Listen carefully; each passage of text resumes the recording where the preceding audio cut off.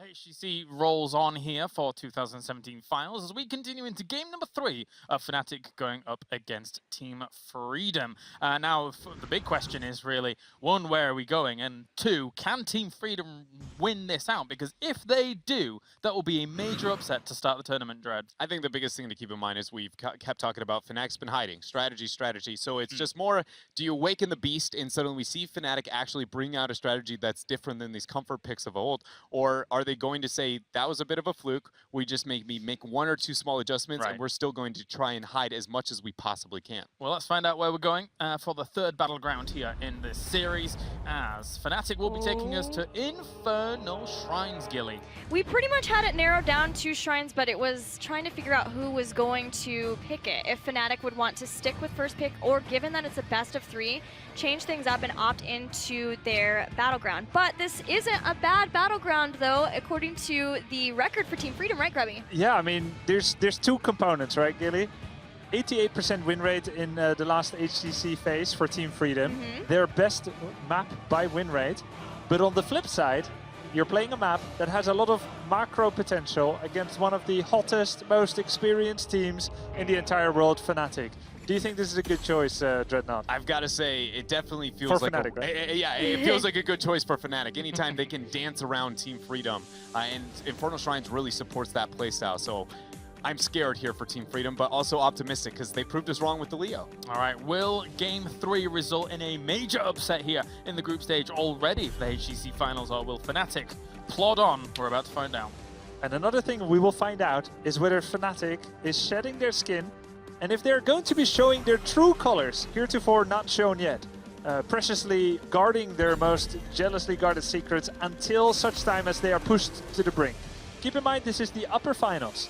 Even if they lose this, they can still advance in 2nd place. Though, very likely they will want to avoid that, as going from 2nd place, you will probably face a 1st place team from another group, and that's tough. So, Fnatic cannot play around any longer. Not saying that they were, but if they were, they gotta bring it here. Man, to have an ear in the comms of Fnatic right now, I would love to be able to listen in, because this is a defining moment for them. Yeah, but it's they a full lost. Swedish team. You wouldn't be able to understand. Okay, it's hypothetical here, Grubby. Give me a second. Okay. But you get what I mean, An right? ear in their comms and an auto translator. They haven't lost. They haven't lost since playing Ducks, right?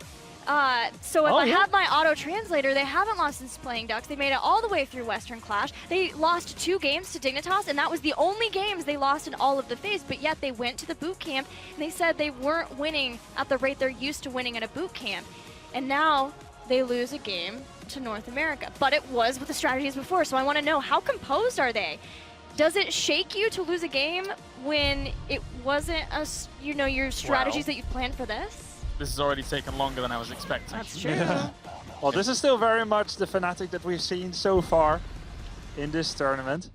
And just going back to those comms, imagine you tune in, you're speaking Swedish. You got the translator. But you hear no translator. No translator, okay. You hear the 2 words, they're like speaking Swedish, gibberish, and suddenly playing Ducks. And like, let this not be a playing Ducks again. They lost 1-3 in that HGC season. Really, it's not good to drop to 2nd seed, even if they end up advancing. So far, nothing new from Fnatic. Maybe the order of the picks. No more Genji first pick. Shrimpy getting punished for getting called out there around the level 15 mark on Sky Temple. Don't get to play Genji anymore. Nope. Oh, even worse, that breaks the Genji win rate. Oh, yeah? Oh, 18-1. Sad. And so it ends. Sad. It is. It's a new era, a new day.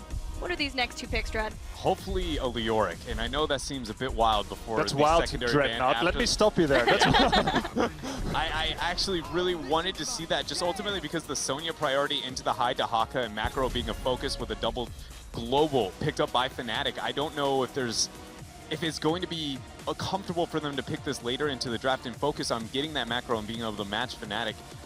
Infernal Shrines is one of the few maps that you can rely on that on that macro playstyle. And I am very concerned. You have to be going, they have the globals in a map that promotes that playstyle.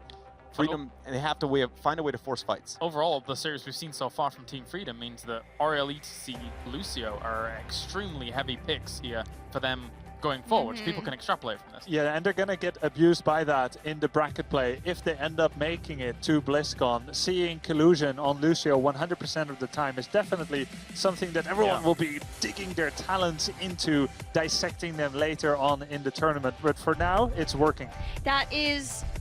That has been a problem for Freedom. It's both a good and a bad thing. It starts out, they have something that's strong for them and they stick to it and they get a lot of victories. But as people figure it out, that's where problems start to set in. That's where the adaptation isn't quite there for Team Freedom, but that's in the past. That's a different Freedom because they do have a change in their drafting and who is drafting for them. At this point, they're 1-1 with Fnatic, so I would say stick with what has worked for you, what has given you one game win on Fnatic. Genji's being hovered here for Team Freedom, not wanting to deal with that. It's not a map that we see as standout, but again, ultimately, Schwimpy has been very, very impressive onto the hero. And maybe, I don't know, into a double support, I'm struggling to find the major argument, except for they're just, again, his single play, Schwimpy's ability to play Genji so very impressively is really going to be it, and it doesn't look like they're going to change it. So lock that in. Okay. And so why I wanted to talk about the Leo up at the top half of the draft is mainly because I feel like this is indicating transitioning towards the Malthael, especially after the Arthas ban going farther and farther down the avenue. And I just don't feel like committing to the opportunity of the Malthael, and as we saw in the last game, a response of the Falstad, which is a direct, I mean, Falstad wins the matchup. A Malthael Falstad wins in all cases. There is no talent adjustment to be able to deal with that. And so in both ways, micro and macro. Exactly. And so has no map pressure. It just doesn't trade up to where the point where I was like, the only way you can make that happen is with a Leo. And so suddenly, I'm a bit scared here. So there's two really good options, probably, maybe, right? Leoric for map pressure. Illidan, also possible. You can join battle with the Hunt. You can do some split push. Pretty okay matchup into the Haka, but there's some threats with Falstad and Brightwing. Is there a world for a Medivh here, since Shrimpy was neglected in picking early, and now we're seeing a Stitches? I think that's a fair assessment. I would say it's within the realm of possibility for sure. It would make up for the, you know, the kind of struggle of the solo support Brightwing on top of it. Not easy on Infernal Shrines. His wave clear is pretty bad, unless he also hits a hero with that arcane charge. Maybe another mage, though, for him. If they want some burst follow-up out of the hook. I mean, Kael'thas like is possible. Kael'thas, that's what I was thinking too. Fnatic has learned from Dignitas before. There would be a typical melee pick here behind JPL Stitches, so maybe they could do that. But Team Freedom now. Double pick, use the full time pull, and it's going to be D.Va there Mala. she is. Finally! No surprise. When the back's against the wall, the D.Va gets busted out here for Team Freedom. Nice. It was a hero that was a staple towards their climb through the North American ranks, specifically with the Stitches. Sadly, Fnatic taking that away. We're not going to see the classic gem and synergy that they've been able to show. Looking towards the last pick for Fnatic, though, we talked about what do we... Oh, it is still going to be the Kael'thas. I didn't think that they would commit to it, honestly, even considering the map and the situation. I mean, Grubby brought it up, but the interesting thing is that I don't think we've seen Shrimpy on Kael'thas for a long time. Oh, so we're going even further back instead of forward. That's the answer we were looking for. Yeah. It's a really good way to put it, you know? It's like, we went with the roots, and when you ban out the roots, they got to go like, what did I play in Alpha? What was the first character I ended up picking up? Because that's where we're going to go with this The time. roots of the roots. From Team Freedom, Dansky's father and brother have their hands over the mouse button that says book the flight. If they make it, if Team Freedom makes it to BlizzCon, he said his brother and father are going to be visiting. They're going to be coming to BlizzCon to watch him play there. And it's coming down to this map. Of course, there's a lower bracket, but nothing is certain there. A lot coming down to this. There is, very much so. You know, it's... I'm struggling to figure out if I'm really excited to see the D.Va come out here for Freedom, because that is kind of the comfort and go-to for them, or not. Ultimately, I go, when Freedom does look the best internationally, it's when they aren't playing the standard Freedom of North America. So I am a bit scared here, but the zoning potential around the shrines might be enough to get those punishers. This is Fnatic, arguably, if they do have something down the line, still wanting to hide things. Yes. No? Yeah. Yep, double global. They have a Stitches Kael'thas, but that's not out of the realm of Europe, at least. They have Falstad to disengage. Triple global, now that I'm looking at it once again. So yeah, it's Fnatic saying we are still the better team. Yes, we lost one game, but we still are able to beat you without showing any change, if there are changes that they still have in their pockets. And 3 times solo support Brightwing. Yeah. And I mean, what have we seen here? We've seen a lot of double support. We've seen a Right, triple right. support. Well, we're about to find out as we head over to game number 3 now. Team Freedom, 1 game away from BlizzCon. Likewise, so is Team Fnatic, the current reigning world champions. Time to head over to our commentary team for game number 3.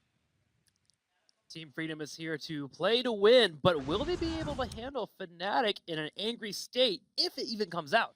Yeah, but Fnatic is also a bit of a gamble. We've been talking, and our analysts have been talking about them hiding strategies, and Grubby really put it on the point here. 3 times solo support and a solo support Brightwing, which we see very rarely. And the thing is, if Fnatic has overreached here a little bit and all of a sudden loses this game, it means that they are not going to be first seed, and that plays a huge role going forward to BlizzCon. So they feel they are a better team. They feel they don't have to show anything. They feel they still can play the solo support Brightwing. But Team Freedom has also shown that if given a little bit of a lead, they can run with it. And they will work with it. Well, the #1 seed is up for grabs between our 2 teams. Winner of this match will take it. Let's go ahead into the map here. It's going to be Infernal Shrines. Team Fnatic taking on Team Freedom. Freedom, the last game, coming in with some map pressure and really pushing Fnatic to the limit. Can they do it again here in the 3rd game? We are going to find out on Infernal Shrines, our 3rd and final map between these 2 teams. And to the left, it's once again Team Freedom with Collusion on Lucio. Fantastic play by him on Towers of Doom. Zagrag on ETC. Cure this time on the 2nd support. We see him on Oriel. Dainsky on Vala. And Nazmas is playing D.Va. D.Va is always a treat to watch. It's great to watch it here in game number 3. But on the right side, in the red, it will be Fnatic. Quatnik's playing the Falstad. Wubby on Dahaka. Breeze playing Stitches. Smexy on Brightwing. And Schwimpy will be your KT player for this game. And with the combo that we're seeing here for Fnatic, you can already tell that the idea is isolation. That's one of the big tools against double support as well. If you can get isolation against the target, you can burst them away. And then we're talking, of course, about hook into Venom Spheres, making sure that with the Gravity Labs you get the target and you lock it down. Gorge, of course, another big option here. You have Polymorph, and then it's just all about that on-point damage where you try to drop the target. So we're going to watch out for these hooks quite a bit. Team Freedom is already playing to that style, keeping it a bit safe here behind the gate in the mid lane and not committing to any kind of 5 versus 5 brawl against the Stitches that can hook you away. And Freedom, they know that they have now an opportunity to claim the first seed in the group. Yes, I am very curious. Team Freedom did mention to us in interviews this week that one of the things they wanted to do here is they wanted to adapt faster in the tournament. They felt like that's what they were missing in the Western Clash when they played against Team Liquid, for instance. They're facing against this triple global once again, and I want to see how they handle it. Will they get more aggressive? Will we have more flanks coming in from the ETC with D.Va falling up? Because this isn't GFE. Fnatic with triple support, they're not going to give you opportunities. Yeah, with the triple global, you're absolutely right. This is definitely something where Fnatic excels. They showed it on Sky Temple, and they have the tools again. So they have, on one hand, the isolation with Stitches, trying to get these Gorge kills if they commit to that talent. They also have, as you said, the globals that can play around an opponent, and they have done that in the past a lot on this map as well. They're, of course, not too happy to find themselves on the 3rd map, but they're also still trying to not only win, but hide strategies. And at this point, they're off to a good start. They get the initial kill against ETC, and that leads straight into the Shrine activating up at the top lane. Very common strategy you see in EU is you'll have a push on the outside of the map of where the Shrine will initially spawn, especially in the first couple of Shrines. And Fnatic on the bottom side here, with a couple of their globals already looking to put damage on the turrets. With Team Freedom now forced to stay in that bottom area and defend, this allows Fnatic to take the upper hand and move toward another lane. I have to admit that it really scares me that Fnatic got the chance to grab all 3 globals once again. Because that is one of the things that most of the European teams learned very quickly, that is oftentimes on a big map a huge mistake to give Fnatic these tools, since they will, in the late game, just completely obliterate and play around you. Never really give you these team fights that you're looking for.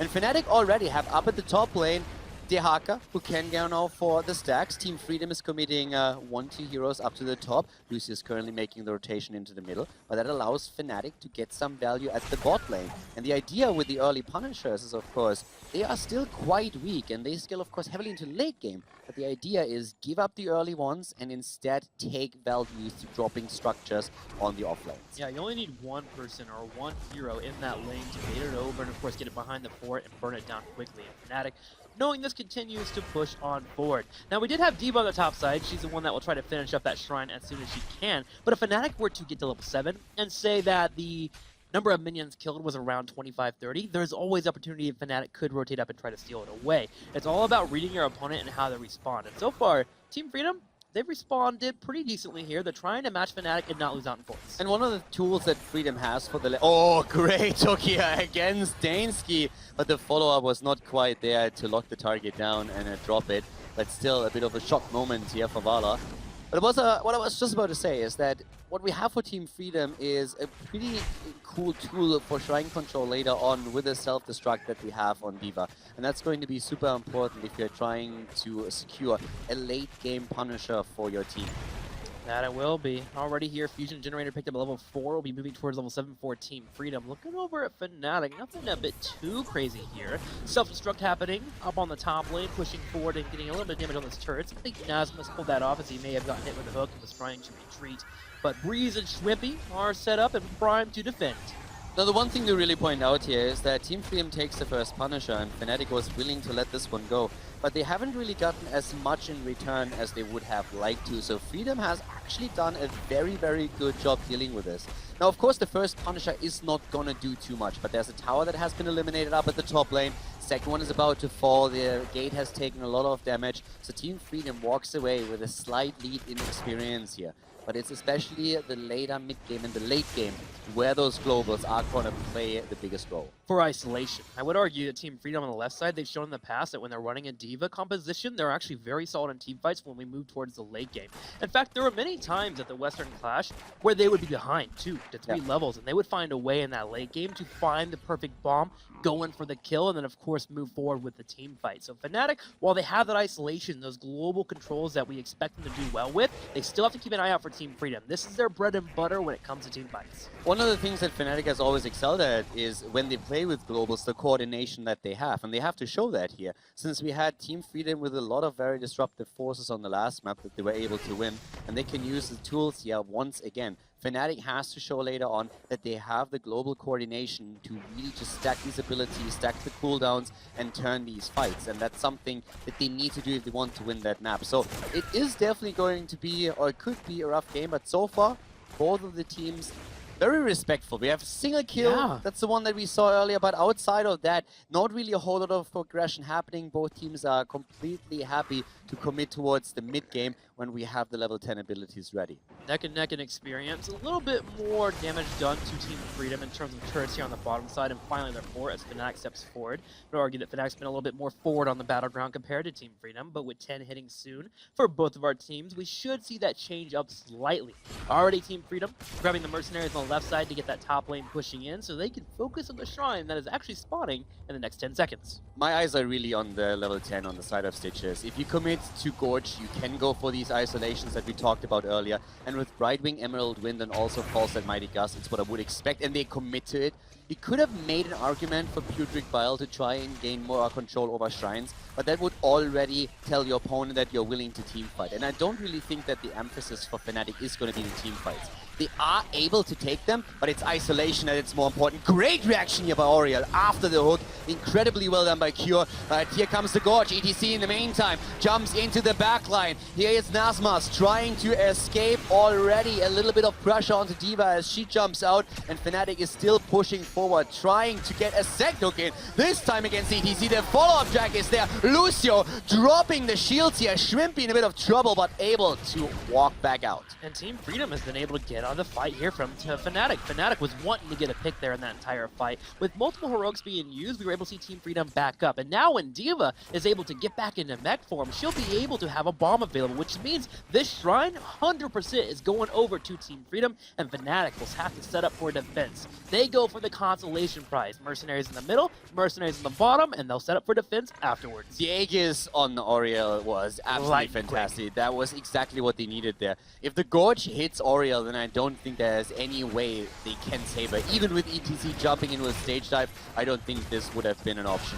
Now, Breeze has taken a lot of damage here and needs to move back, but in the meantime, the Haka is getting the value at the bot lane, pushing through, and he is going to get a fort here, but in the same amount of time, Team Freedom has broken through the wall and is netting themselves a fort too in the mid lane. So experience still very, very similar here for the two teams. That's what you have to do as Team Freedom. When you grab these shrines, you push forward as a unit of 5. You have Ariel, you have D.Va, you want to be clumped up, you want to be together. So they push forward and get that fort. And this is now really the moment when the Punishers are starting to scale heavily. So Yes. right now, the first two you can let slide. And after this, your opponent will get more and more value out of claiming the objective. So Fnatic has to be careful here.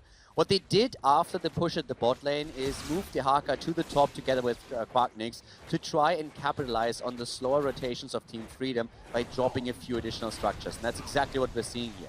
Now, D.Va is still at the bottom. There's another camp pushing through the mid lane, and that opens up an opportunity for Fnatic to now push through the gate up at the top, net themselves a few more structures, and get closer and closer to level 13. Even setting up a flank here against Collusion, but he already moves in, checks the bush before face checking.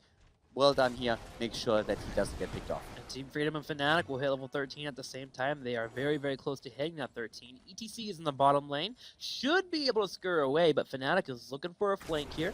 Not seeing him. Gonna go ahead and go for the minions instead and get that 13. ETC has to be really careful. Of course, he has the stage dive, so he can always move out, but let's keep in mind that there's a lot of interrupt. Literally every single hero on Fnatic's side has a potential interrupt against it. There's the cleanse, trying to make sure that they're getting value out of the gorge. They're going in, they get the kill. Down goes Lucio. They try to drop ETC, and Zogrog is about to be eliminated. Gets the face melt, and Fnatic still chasing. Is he actually going to escape? Cure is Stage trying dive? to help No. out, but ETC falls. As I was just saying, stage dive was of course fantastic, but every single hero on Fnatic's side has an interrupt, and that's exactly what happened. Zugrug, despite his best efforts, was trying to get away there. The hook just barely catching Collusion. Aiming for Ariel, but sadly actually landing on top of Lucio as he wall-rided past the hook and landed on there. Clint's coming out from right wing to make sure that Stitches could get away from ETC, who tried to prevent the fight from occurring. And here comes the hook once again. They go for Vala. Nice follow by Schwimpy. Dainsky is extremely low, but he gets away. And now they're trying to go for Nazmas here. But it shows the two tools that Fnatic has available to them. First, the triple global. Trying to out-rotate your opponent. Try to always jump to a lane, get value before Team Freedom can make the full rotation. And then the isolation kills thanks to the hook. And once again, here we see ETC trying to jump in to help them out. But Brightwing already ready. Once again, Nazmas is down. D.Va eliminated. Quacknix saving himself for a moment. The focus is on Whoopi. He gets cleansed though. Gets stunned as cleansed. Moves out, but still the hook. Oh my god, ETC. The interruption's a bit too much. Fnatic looking for another kill, but Team Freedom are standing their ground, able to hold on for the moment. Grouping up on top of the shrine. They have a total of 9 minions, now 10 here to the 27 of Fnatic. Fnatic with 5 members. Move forward, start clearing out the shrine here while Zugrug does his best to peel for his team, but Ariel getting hit with a hook. ETC once again moving in, trying to save them. The entire Team Freedom is on the move back as we have Fnatic taking position on the shrine, and they are claiming one minion after another. Getting their heroes, their globals, once more into position. Already we're seeing heroes moving to the top right for the camp. And we also have Falstad claiming his quest talent, so he's going to increase the damage more and more, which is going to put so much pressure on ETC in particular, as he's always the one trying to save the hook targets every time he commits to the stage dive, he commits to the power slide into the opponent, trying to create the space. And as long as he needs to get this close, Falstad is going to have 3 shots against him. And now, with the quest talent completed, the stacks continuing, and Giant Killer on his side, this is putting ETC in a very uncomfortable spot. Yeah, Fnatic's team fight is going up as the season marksman finishes up, but also a level 16 Fury of the Sunwell for KT. Great for sieging, great for defensive possibilities as well, as they try to keep those range targets in the back. And if they ever do get hit once or twice, of course, you can burn them down quickly. Nav's in the front. This is one of the issues. D.Va, she takes a lot of damage. He's trying to hold on to that self-destruct. Yeah, that was actually a really close call here. The Punisher jumping in and then the stun getting procced here. But already we're seeing once more the hook. Here comes the explosion. Breeze trying to move out. Nice disengage. And the isolation is successful. The kill against Oriel. Really well done here by Fnatic. They have level 16 already. Nearly a 2-level lead currently for the European team as they are trying to go for kill number 2. Hook off cooldown in just a few seconds. And Breeze already looking for the angle. Moving in for that angle, they will get the keep. Now, will they look to grab anything more? Not looking like it here. Death timers are still pretty low. Ariel will be back in about 10 seconds. But you can see how Fnatic can control the fight so well. We had the bomb coming in from D.Va. They allowed for it to continue moving forward. And then when ETC came in for the power slide, that was the moment for Mighty Gus to push away everyone from Team Freedom. And with Breeze having an Ariel in his belly, popped it out and they got a kill. 5 kills against 0 thus far. And again, keep in mind, there's a lot happening here when the teams are trying to hide their strategies. And so far, Fnatic, they have taken a bit of a risk here. They got the triple global, but if you think about this series as a whole, what Fnatic has shown thus far is mainly strategies that they already used at the mid-season brawl. The triple global here. And once again, they're attempting to go for the kill against D.Va. Great stacks here. Nazmaz goes down. Fnatic very happy with the position they're in here. They definitely had a bit of a risk going into this, but currently they're playing to their strengths, and they have not shown anything that teams like MVP Black or Ballistics could capitalize on later on towards Anaheim and BlizzCon. Freedom hoping to get 16 here and then stop the picks from happening. It's happening way too much here. A total of 6 times in this matchup. And Fnatic taking the next 10 seconds here to break down a keep wall. They're going to get the next Punisher and continue to move forward. Freedom has 16 now. So at this point, they are 2 levels behind, but they have the talent. And once the Punisher gets announced, once the Shrine gets activated, this is when they need to make their play. Now, they still have great tools here. The problem for them is that through the hooks that are always seeming to land, the double support doesn't get as much value as they're hoping for. We saw them in a few teamfight scenarios where they could really bring the battle to Fnatic. That hasn't happened lately since Breeze is just hitting hook after hook, and then we always have cleansers on Stitches if he's being attacked. We see the Gorge coming in, the Emerald Wind, and also, of course, the disengage thanks to the Mighty Gust. So Fnatic is syncing this up quite nicely. But Freedom, if they at any point can force that fight, might be able to turn this around. But once more, here comes the stage dive. Gust is already in. Nazmaz is about to go down. The explosion is gonna hit. Here comes the shield. Lucio with great play. Shrimpy a bit low. Needs to retreat. But Breeze is the first to fall. That sound barrier saved D.Va from falling. She was in human form and she was being focused down. But Team Freedom able to save the D.Va, allowed for Stitches to fall first. And now Team Freedom is in a spot here to have a chance to start to fight back against Fnatic. And you can argue that Fnatic at this point was just a bit too overconfident in their ability to get the isolation. You saw Quacknix this time trying the angle from the top and not quite hitting it, and that is one of the main reasons why Lucio was also moving in. And all of a sudden, Freedom is trying to exploit that momentum, but they're going a bit deep here. Zokrog needs to be careful, ETC nearly falling, but is saved by Oriel. Cure with a great job. And in the meantime, we still have, of course, D.Va on the Shrine. It's 10 more seconds until Stitches is back, and Fnatic is actually willing to see if they can maybe make a play here in the middle. That is 2 team fights in a row that Collusion has saved. He saved D.Va in the first one, and he saved ETC there by moving forward after the age has been used and hitting a 3-man knockback to allow for Ariel to give out the heal. Overall, Collusion has just played a fantastic series. Not only a fantastic map, we've been talking on Towers of Doom about how he was able to execute the perfect sound barrier around the boss fight, and that really won Team Freedom a lot of momentum, and maybe even the game. In this game, he continues that performance, but they still find themselves 1.5 to 2 levels behind. But they have now the Punisher. Fnatic, on the other hand, is looking for level 20. Just look at that bot lane for a second. We have currently Kel'Thas and Dehaka trying to see if they can get a kill against ETC, but he jumps in. They are getting aggressive here. Yeah, Team Freedom identifying there was 2 on the bottom side, looking for that fight with the Punisher, jumping in. Keep is getting low on health. The Punisher helping out as it dives on top of Breeze, but the Keep is picked here from Team Freedom, and they turn around and disengage. They don't allow for Fnatic to get that hook combo to pull off and move towards 20. Yeah, Fnatic is going to try and really play around 20 at this point. For Freedom, it would have been fantastic if they can get a kill and then maybe even gain enough momentum to go for the core directly. That was not quite the case. And of course, losing Keep in the mid lane hurts Fnatic. But let's not forget that they are the team running the triple global. So they will always be in a better position when it comes to wave clear and just simply pushing those out. already setting up a bit of a trap here.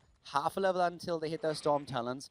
And they should be very unwilling to take a fight at this point unless they hit the perfect hook. Yeah, they were looking for potentially an ETC killing off there to go soak, exactly. come in for the stage dive, but nothing popping up. Team Freedom understands where they are in the game right now. As a unit of 5, they need to be together and soak as safely as possible. The only way you'll see ETC anyway away from the team is if he's in that top lane, at least near a fort, so he has some tool to maybe get away. And Fnatic needs to also be aware that they are, of course, in a position where once Freedom reaches 20, a lost team fight could result in a core attempt. The mid lane is wide open right now. So if Team Freedom at any point gets a good double kill, especially against the damage healers, there is an opportunity for Team Freedom to end the game. As we said before, teams are currently trying to hide their strategies here. Fnatic has great global pressure, so now they need to play smart. They need to say, let's use our globals. Let's only commit to the Hook Gorge if we really get a good target. And if not, let's just cut our losses, disengage, and wait for our cooldowns to come back up. Now, Caldor, moving into level 20, do you go for Wind Tunnel or do you go for Epic Mountain? Actually, Wind Tunnel has been chosen. Yeah, Quagnix is one of the players that goes quite often into Wind Tunnel. It helps with any kind of core attempt that you can execute, but it also helps you to create opportunities if you find a good angle and can gust the opponent into a corner. And there's a lot of heroes that can really capitalize on it too. We have Flamethrower now taken on the side of Kel'Thas, so he is a bit safer in that backline. Breeze.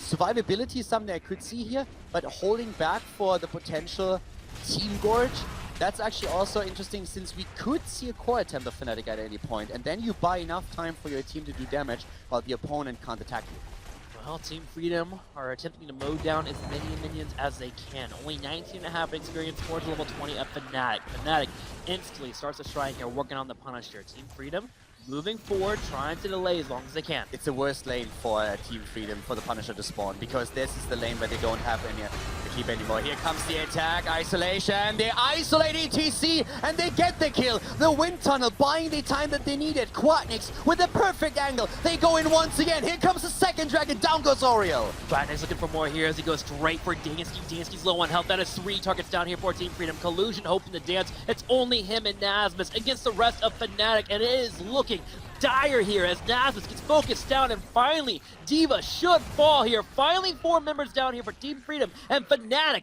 have the shrine and potentially the game. They already move in. They keep the globals on the shrine itself for the last few minions so that they can get the Punisher, but then they are going in. The entire time, Breeze for so long was holding back his 20. The idea always being, if we push with the Punisher, we can go for the core right away. And Team Freedom, they were forced to do something because that last shrine spawned at the bot lane and the lane was open already. Now Team Freedom is taking damage at the core. Fnatic is going in, the European team, with a 2-1 victory. Even with Stitches being lost, no chance for Team Freedom to turn this around. Fnatic takes the series and moves on to BlizzCon as the #1 seed in Group B. Team Fnatic will be in Anaheim here for the BlizzCon HGC Finals. Congratulations to them. A strong series, a great best of 3. Team Freedom coming out and showing a little bit more fight than I think a lot of us were expecting. Yeah, especially the advantage that they established early on map #2 is something that they carried very well over the duration of the game. So it was pretty cool to see that. And it just shows again the continuous growth of Team Freedom overall. But Fnatic proved a bit too strong in the end here, and as expected, they come out of Group B as the #1. Well, that's it from us here at the caster desk. Over to Kalaris, what was your thoughts? Well, all over the place, really. That was not exactly the series I expected as a whole, but I think one thing is for sure coming off the back of that is Fnatic has gained a whole lot of respect for how Team Freedom's able to play that Gilly. Yeah, they may have said, Schwimpy may have said in the video that they feel like Team Freedom is the #3 in a team, even though they were in the #2 seed. But I'm wondering if maybe they'll change their mind after Freedom being able to not only win a game, but bring the fight to them in that final game. I do want to reiterate, though, that it does still feel like Fnatic is a bit more reserved, but I still think it's a pleasant surprise for Team Freedom. I still, even with that, I look at a lot of the decisions being made. Specifically, Freedom has done something they've never done before, and something that most North American teams never do. You saw on the bottom keep, actually, down 15-16, even down a man. They're threatening things that they actually can't defend in hopes that you'll make one misplay and you'll get that kind of pick. North America just goes, it's a basic math, boys. We just don't have the numbers here. We're going to forfeit it. And they're clawing at things they've never had before. So I'm really satisfied with that performance, even even though obviously it's a loss. Yeah, it's a key component of teams, not just to look at the numbers and play off of the talent equality or the talent lead, but also trying to carve out your own little piece of the world by taking opportunities where the teams might not expect it. Right. Overall, it feels to me like Team Freedom was fighting against the Fnatic from 3 to 6 months ago. Like, here is our former tournament self with solo support Brightwing with the Globals. But even that is impressive, because sometimes it feels like NA is like a year behind Fnatic in terms of level, just because Fnatic isn't that good. No credit away from NA, but now it looked pretty close. So it looks pretty emboldening for Team Freedom here for the lower bracket. Definitely a valiant effort from Team Freedom coming out there. They've still got another shot, though, here in Group B. But for now, let's head over to the stage with Kevin and, of course, Fnatic. Thank you so much, Kailaris. And that's right, I'm here with Schwempy from Team Fnatic. And I just got to say, right out of the gate, were those the kinds of games you were expecting out of Team Freedom? What was that like for you guys? They played pretty well overall, and I was quite surprised by their play, but we also didn't play up to our standard, not even close. So, I mean, it was even. Fair enough. Well, you have secured your spot at BlizzCon, so I'm sure that must be a relief. Got a little bit of time to practice and get ready for next week. But I got to ask you, I know you have one of the longest standing rosters in the HGC. How do you all continue to assess your weaknesses, continue to improve? What are some of the ways you look to strengthen your already strong gameplay? I mean, you got to look what each player does well, and, you know, we back each other up very well. Like, if I have something I'm really bad at, Quack helps me with that. And, you know, we work together always, and we keep improving. Fair enough. Now, you have a whole week, like I said. What do you intend to do with that time? How do you intend to make the most of it in your preparation? Not sure. We're going to rest a bit now because Quack is sick and people are tired from traveling and stuff. So rest and scrim like all day.